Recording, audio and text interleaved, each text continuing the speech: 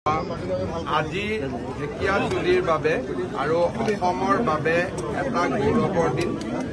ভাৰতবৰ্ষৰ স্বাধীনতা আন্দোলনৰ ইতিহাসত 20 ছেপ্টেম্বৰৰ দিনটোত ঢেকিয়াজুলিৰ ৰাইজে কৰা আত্মত্যাগ আমাৰ স্বাধীনতা সংগ্ৰামৰ এক বিৰল গাথা।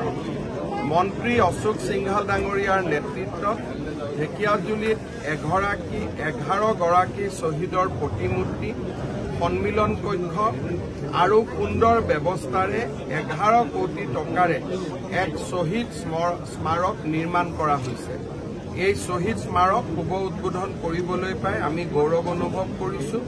ঢেকিয়াজুলিবাসী ৰাইজক অভিনন্দন জনাইছো আৰু বীৰ শ্বহীদসকলৰ প্ৰতি পুনৰ এবাৰ মই শ্ৰদ্ধা জনাইছো। 24 গৰাকী বুলি কৈছে জ্যোতিপ্ৰসাদ আগৰৱালাই সেই সময়ত লিখি থৈ গৈছিলে যে যদিও ব্ৰিটিছে 11 লগত 2জন 13জন শ্বহীদৰ মৃত্যু হোৱা বুলি কৈছিলে, কিন্তু কংগ্ৰেছৰ হিচাপত সেই সময়ত 24জন। মই ভাবো যে ঢেকিয়াজুলিৰ ঘটনাক লৈ আৰু অধিক গৱেষণা কৰাৰ ফল আছে। মই আজি সভাতে আহ্বান জনাইছো ঢেকিয়াজুলি মহাবিদ্যালয় যে ঢেকিয়াজুলিৰ ঘটনাৰ বহু তথ্য এতিয়াও হয়তো বিভিন্ন আৰ্কাইভত লুকাই আছে। এই তথ্যসমূহ উদ্ধাৰ কৰিবলৈ আমি এক প্ৰচেষ্টা চলোৱা উচিত।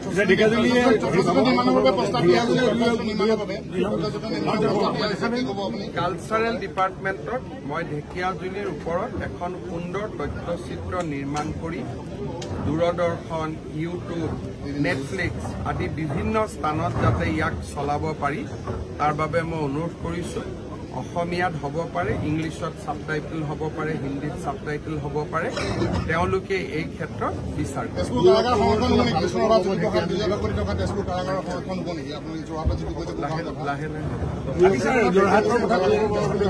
মানুহ এজনেই যিমান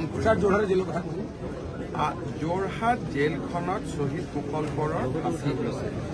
সেই জেলখনত আমি ইতিমধ্যে 2টা পাৰ্ট প্ৰায় 100 বিঘা মাটিত এটা আমি সুবিশাল প্ৰকল্প কৰি আছো। 25 চনৰ শেষ ভাগত ইয়াক আমি উদ্বোধন কৰা পৰ্যায়লৈ আমি লৈ যাম। 2 অক্টোবৰত ঢেকিয়াজুলিত সমজিলা উদ্বোধন কৰা হ'ব। প্ৰায় সমজিলা মানে জিলাৰ সমানে হ'ব আৰু তাৰ পিছত লাহে লাহে স্থায়ী ভৱন আদি নিৰ্মাণৰ বাকীখিনি আপোনালোকে উপায়ুক্তৰ লগত পাতি ল'লে।